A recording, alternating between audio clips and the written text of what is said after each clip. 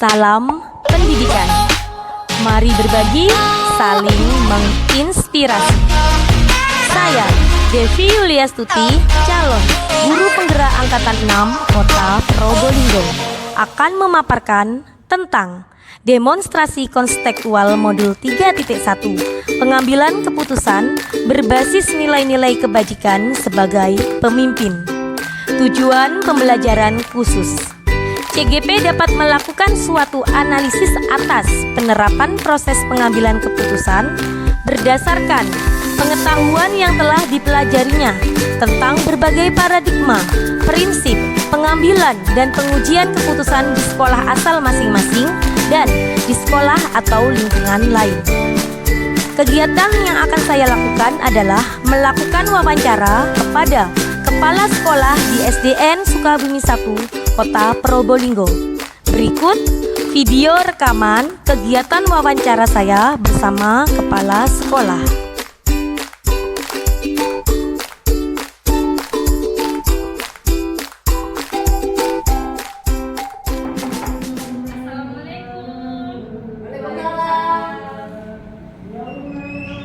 Permisi Bu. Ya Bu Devi, apa yang bisa saya bantu? Apa hari ini Ibu ada waktu? Oh iya ada Bu Devi, apa yang bisa saya bantu? Ini Ibu, saya ada tugas untuk mewawancarai Ibu Juwariah sebagai kepala sekolah terkait praktek pengambilan keputusan. Bolehkah saya mengajukan beberapa pertanyaan kepada Ibu? Boleh Bu Devi, silakan. Selama Ibu menjadi kepala sekolah di SDN Sukabumi 1 ini, adakah suatu masalah yang Ibu Juwairiah hadapi sebagai pemimpin, di mana masalah itu menimbulkan dilema Bu dalam penyelesaiannya? Jika ada, boleh Ibu ceritakan kepada saya beserta cara penyelesaiannya. Ya tentu saja ada Bu Devi. Selama saya sebagai kepala sekolah di sini ada beberapa masalah memang. Nah yang akhir-akhir ini ada salah satu kelas 6A ini ya memang termasuk dilema termasuk. Jadi ada satu anak itu mempunyai untuk kemajuan olahraga itu ada fisik ya, peningkatan fisik. Padahal di kelas 6A itu sudah ada program tambahan pelajaran jam ke-0. Jadi pukul 6 itu sudah dimulai. Nah, yang fisiknya ini salah satu anak ini ada peningkatan fisik itu dimulainya pukul, kalau tidak salah itu pukul 4.30 sampai 5.30. Nah ini dalam hal ini memang ada agak kesulitan untuk memutuskan, sehingga harus ada saling komunikasi antara pihak sekolah gitu. Lalu keputusan apa yang Ibu ambil dari permasalahan itu Ibu? Ini saya mengalami di rumah Bu Devi. Jadi di satu sisi kalau misalnya anak ini saya paksakan untuk mengikuti les pagi sesuai dengan jadwal, maka akan terdampak bagi anak tersebut latihan fisiknya itu pasti tidak maksimal atau akan ketinggalan. Kemudian jika saya memaksakan anak ini untuk latihan fisiknya yang didahulukan, maka pasti ada ketinggalan materi atau tidak sampai tuntas gitu ya. Jadi ada materi-materi yang tertinggal bagi anak ini. Satu, yang kedua, bagi teman-teman yang lain melihat anak ini ada prioritas begitu, pastilah ada cemburu ya, sifat cemburu bagi anak-anak yang lain. Sehingga dalam hal ini saya tetap harus memutuskan bagaimana sekiranya dua program ini bisa tetap berjalan, tetapi tidak ada yang dirugikan gitu. Sehingga sebelum saya memutuskan hal tersebut, maka saya harus ada komunikasi, konsultasi baik dengan guru kelas ataupun dengan orang tuanya. Jadi pertama saya menyampaikan ke Buning bagaimana ini misal anak tersebut bisa tetap mengikuti sesuai jadwal, tetapi anak-anak yang lain juga harus diberi pengertian begitu, sehingga tidak ada lagi cemburu sosial. Nah, kemudian kepada pihak orang tua juga kami konsultasikan bagaimana seandainya latihan fisiknya ini waktunya agak diatur, jadi agak pagi lah ya, agak pagi diajukan, jadi mulai pukul 4 tepat sampai di akhir pukul 5, sehingga masih ada waktu anak ini berkemas, berganti pakaian, untuk mengikuti les pagi juga tepat gitu ya. Jadi untuk les paginya tidak dirugikan, materi tetap didapat, kemudian anak-anak tidak cemburu sosial, dan yang latihan fisiknya juga tetap diperoleh, tetap 1 jam gitu. Jadi ada pengaturan waktu di sini. Keputusan yang sangat solutif Ibu. Begini Bu, dalam modul yang saat ini saya pelajari ada 2 jenis dilema. Yang pertama adalah dilema etika dan rujukan moral. Bagaimana Ibu dapat mengidentifikasi kasus-kasus yang ada di sekolah ini yang merupakan dilema etika yang mana, rujukan moral yang mana? Kalau yang saya pahami sih Bu Devi ya, jadi dilema etika itu adalah dilema yang dikatakan benar lawan benar gitu ya. Jadi satu sisi benar, yang satunya juga benar. Nah, itu dikatakan dilema etika. Tapi kalau yang dilema rujukan moral ya, itu benar lawan salah atau kurang benar gitu. Itu yang saya pahami.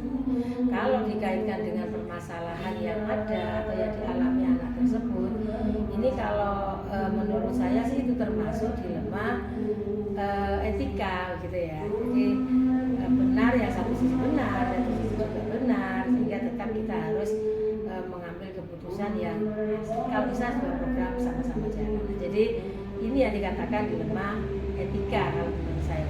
Berarti seperti kasus yang terjadi pada kelas 6 tadi nggih Bu, salah satu siswa yang harus mementingkan pembelajaran, les tambahan, juga harus mementingkan latihan fisiknya. Jadi mana benar juga benar. Jadi itu yang dinamakan dilema etika ya Bu ya. Betul Bu Devi. Yang disampaikan Bu Devi itu memang benar sesuai dengan dilema etika. Ya. Bagaimana Ibu menjalankan pengambilan keputusan, terutama untuk kasus-kasus di mana ada 2 kepentingan Bu, yang sama-sama benar atau sama-sama mengandung nilai kebajikan? Kalau saya Bu Devi lebih mengutamakan yang bernilai kebajikan ya.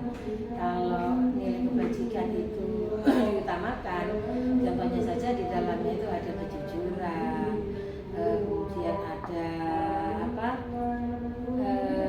kemanusiaan, ada keadilan, sehingga apabila itu diutamakan, maka dengan sendirinya kebenaran itu juga akan include di dalamnya, muncul gitu ya. Adakah langkah-langkah atau prosedur yang biasa Ibu lakukan selama ini? Iya ada Bu Devi. Langkah pertama ya biasanya ada 3 tahapan ya yang saya lakukan. Yang pertama itu saya mengkonfirmasi kepada yang bersangkutan. Jadi dalam hal ini misalnya bersama murid ya berarti murid yang akan saya konfirmasi. Kemudian langkah yang kedua adalah melakukan konfirmasi atau konsultasi dengan pihak yang terkait. Misalnya dalam hal ini adalah guru dan orang tua. Kemudian langkah yang ketiga atau tahap yang ketiga itu saya akan merefleksikannya Bu Devi. Masalah ini kadang-kadang saya memposisikan pada diri saya sendiri, bagaimana seandainya saya pada posisi dia atau mereka, maka apa yang harus saya lakukan. Kemudian hal-hal apa saja yang Ibu anggap efektif dalam pengambilan keputusan pada kasus-kasus dilema etika Bu?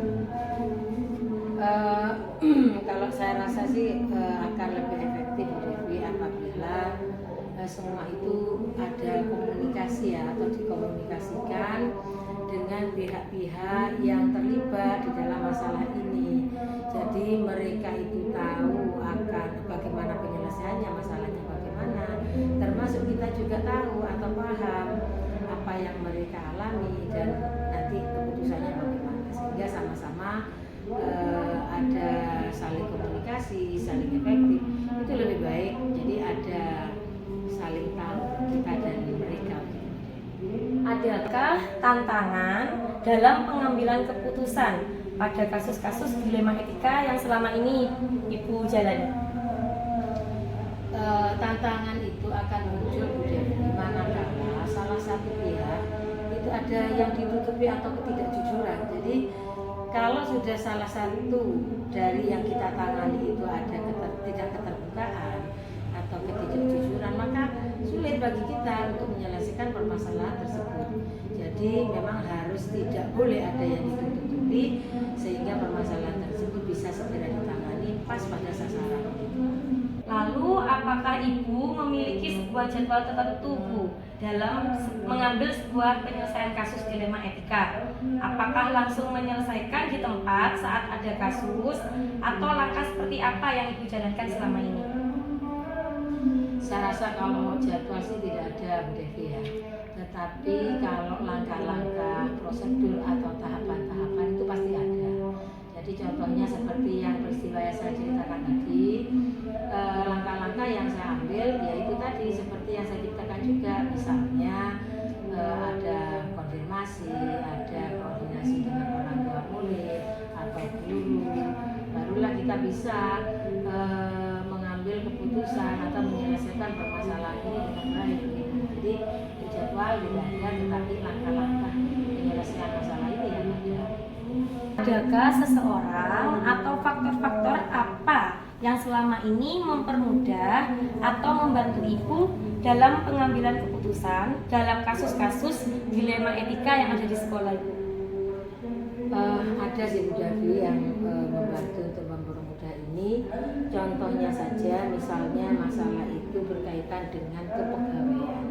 Maka yang membantu saya untuk mempermudah mengambil keputusan itu saya harus berkonsultasi, minta bantuan kepada pihak-pihak terkait, misalnya dinas pendidikan atau pengawas.